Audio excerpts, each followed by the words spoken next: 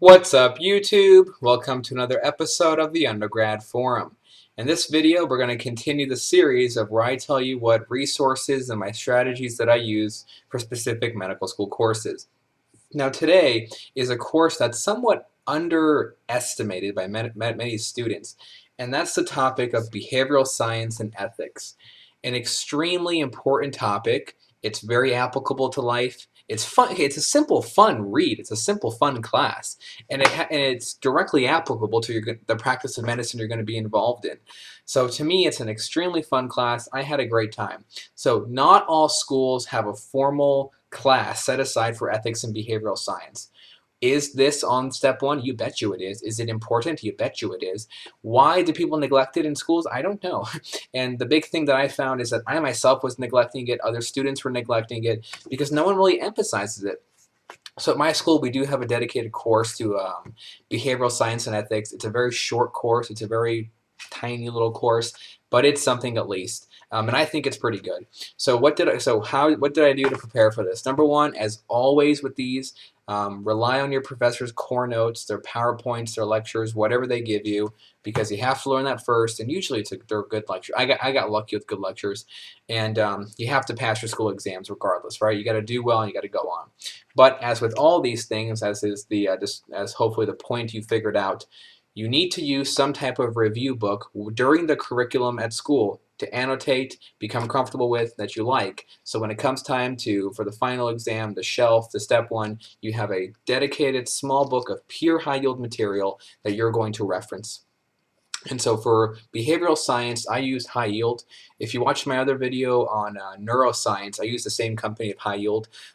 This isn't, no, I'm not using BRS, I'm not using Rapid Review. There is BRS Behavioral Science, and I took a look at it. And this is kind of the point that you should all be thinking. There's many, many, many resources for board review books. Deja Review, High Yield, BRS, Rapid Review. The list is so long. But you have to pick one that works. First thing I would do, talk to your upperclassmen. See what they're using, see what they use, see what they thought was good. And then out of whatever you get, take a look yourself. Go to the bookstore at your school, take a look, and just kind of flip through it and read a little bit and see what fits you. High Yield, in my opinion, is very tiny. It's very to the point, but it's readable. So this is the one exception that I found in my review books of just the behavioral science, not High Yield itself. It's written in a fashion that if you haven't read a full-on behavioral science review book, you can actually pick this up and just read it and learn, and you'll be fine.